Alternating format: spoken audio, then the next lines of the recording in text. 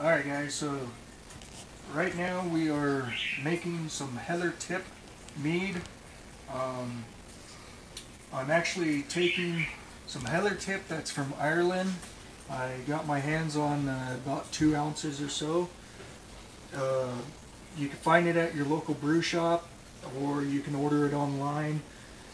I prefer the brew shops because it's local and I support local businesses, but my local brew shop is about 3 hours away from me, so I really can't just go and hop in the car, drive down and get it. So I have to order my stuff online. A lot of the products that I do you'll find online. So right now all I'm doing is I got my heather tips in there and I'm just making a simple tea, nothing special. When we throw the heather tips in there, you can use tea bags or you can use cheesecloth to hold it. The process that I go through, I don't really need to filter it, but that's pretty much all I'm doing is just making a tea. Okay. Alright guys, so we got our tea brewed. Basically the tea, I just made about 2 gallons of tea and it's nice warmed up, and that's going to actually help with the warmness is actually going to help dissolve the honey in there. So we're going to go ahead and start adding our honey. A good rule of thumb is going to be about 3 pounds of honey to 1 pound or 1 gallon of water. So if you're doing 1 gallon batches, 3 pounds are plenty. This carboy here is actually going to be about 5 gallons. So we're going to run about 15 pounds of honey. The honey that I have here is actually just on the other side of the mountain from me. It's in Del Norte, Colorado, and I'll post some pictures of that I have up there. And I already pre-warmed it up in water. I don't really like boiling the water. I don't like mixing it all together with heat because it actually harms the honey. But I did go ahead and just kind of get this honey warmed up so you can actually see how quickly this honey is just pouring.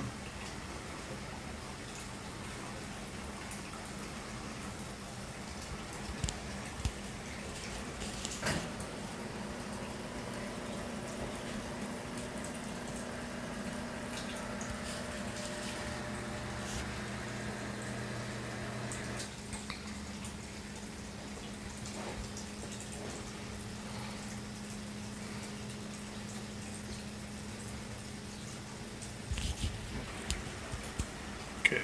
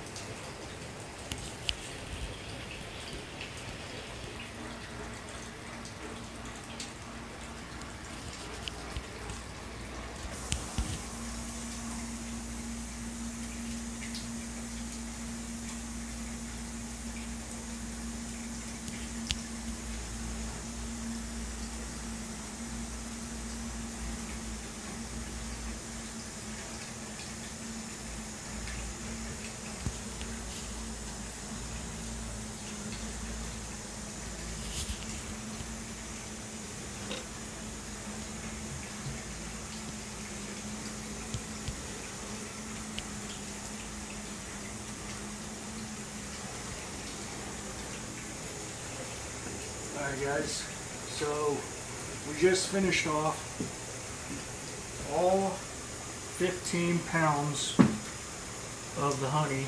Each one of these is going to be 5 pounds. I'm sure they probably do have a website that you can order it from. This bottle here at 5 pounds cost me about $30. Now, with that being said, I would prefer you or recommend you to use Mead, use honey that is local. And the reason is because the bees that are in your local area are going to go through and get all the pollen from the plants that are around you, and some magical way that would actually help with allergies. So whenever you use honey, absolutely 100% try to use honey that is local from you. The purer, the better. The local, the more local it is to you, the more benefits you will actually get. So even if you're just using honey for your coffee in the morning, always make sure you get it local. So now we're just going to go ahead and top this off with some water, and that should not take as long as the honey did.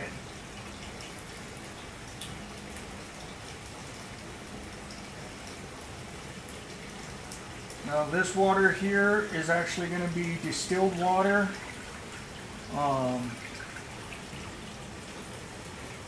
You don't have to use distilled water. It's not a big deal what kind of water you use, but I do prefer it to be a drinkable water. Just this summer, the family and I went up to a waterfall, and I ended up getting a gallon of water straight from the waterfall, and I was so stoked. I'm like, yeah, I'm gonna make a gallon of Mead out of it. And then when I tasted the water, I'm like, no, it tastes way too much like dead fish. So top it off here.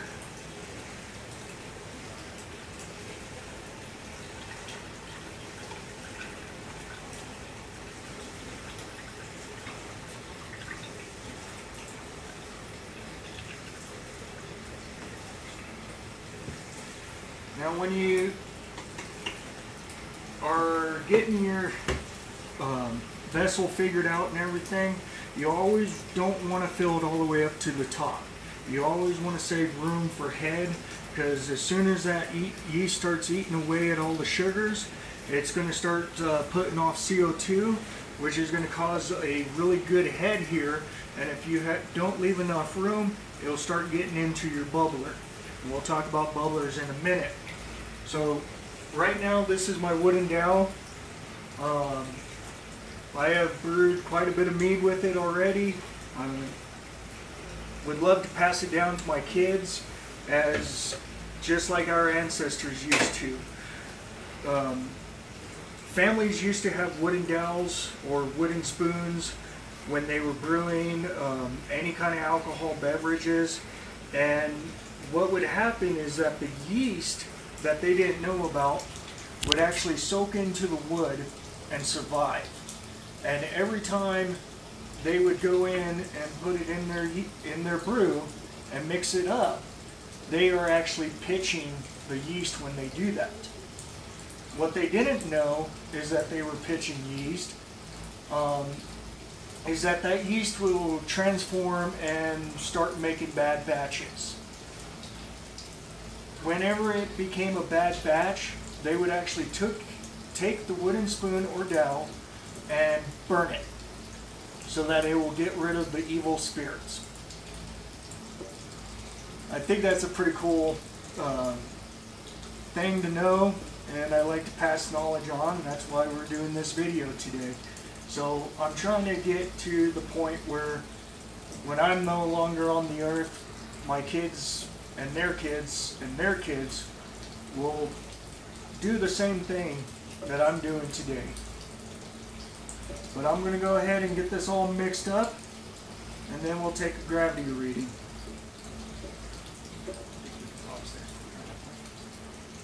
Okay. So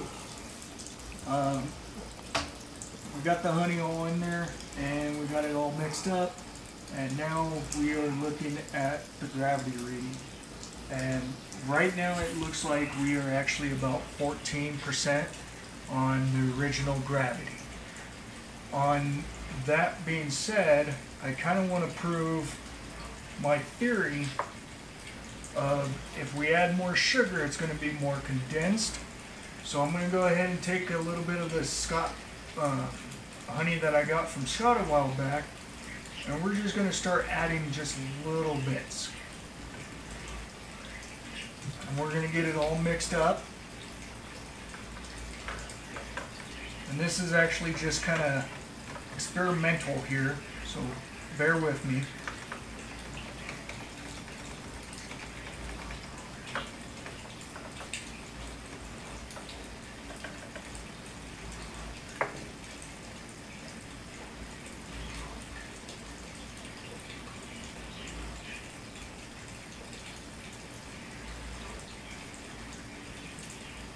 Okay. Just a little bit more.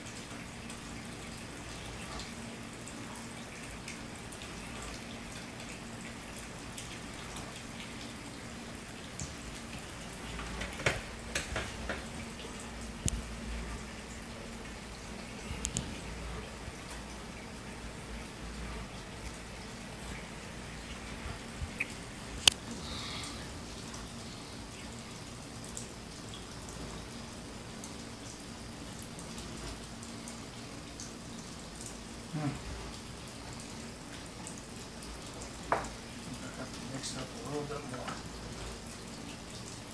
All that honey's falling down to the bottom and getting mixed up here.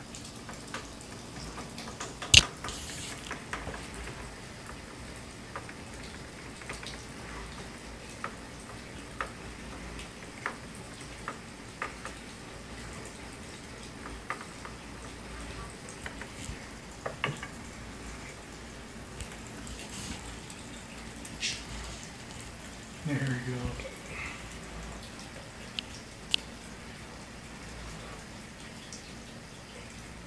$16, 17%.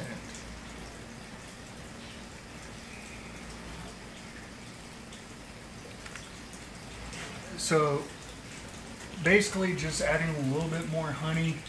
I'm going to have to start doing the calculations, and I'm going to start playing with this to actually prove my theories right. And I'm not going to add any more to this batch because I'm going to be pretty happy if I can get 12% out of it.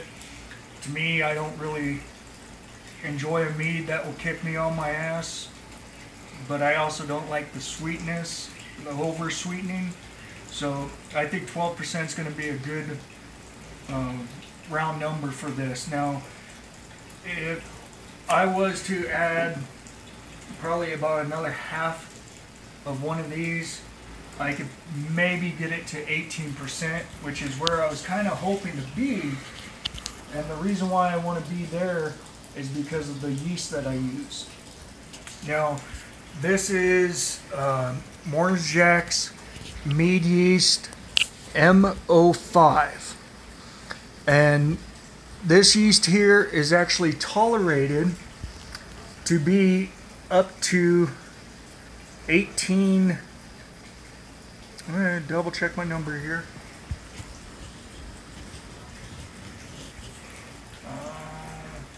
Yep, alcohol tolerance of 18%. So what that means is that no matter how much sugar, if we were able to get this up to 20%, it's only going to eat 18% of that to get to that, eat until it gets to 18% alcohol. Once it meets 18% alcohol, the yeast will just start shutting off because they can't survive in that high alcohol.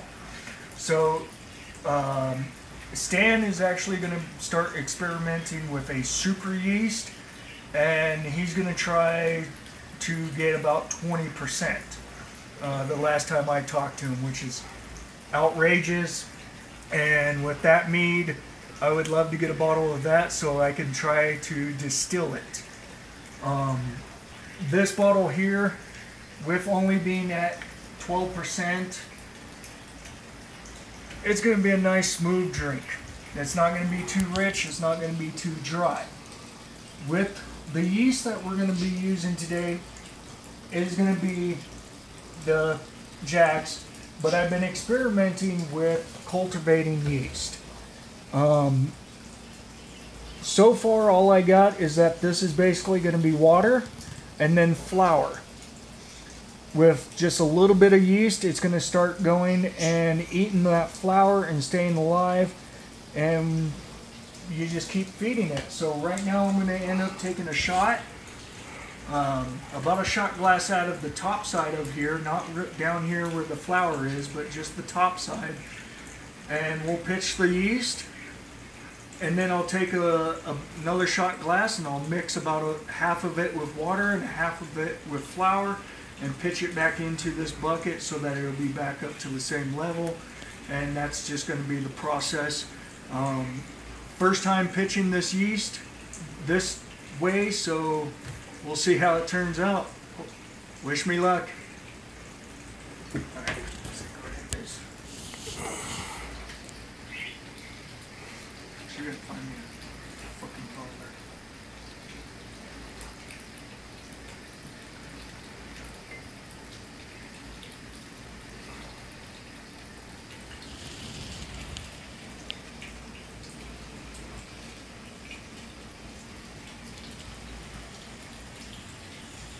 Ooh, smells like yeast to me.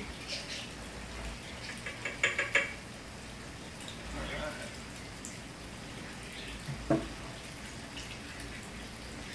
ahead and mix that back up.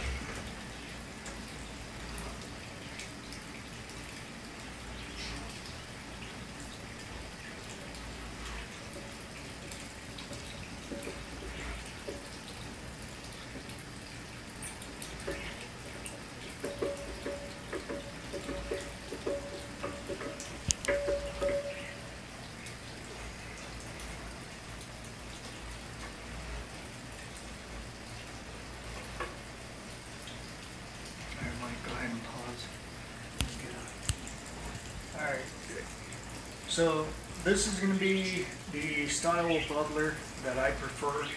On my yeast bottle I do have the other style, and I don't really care for this style.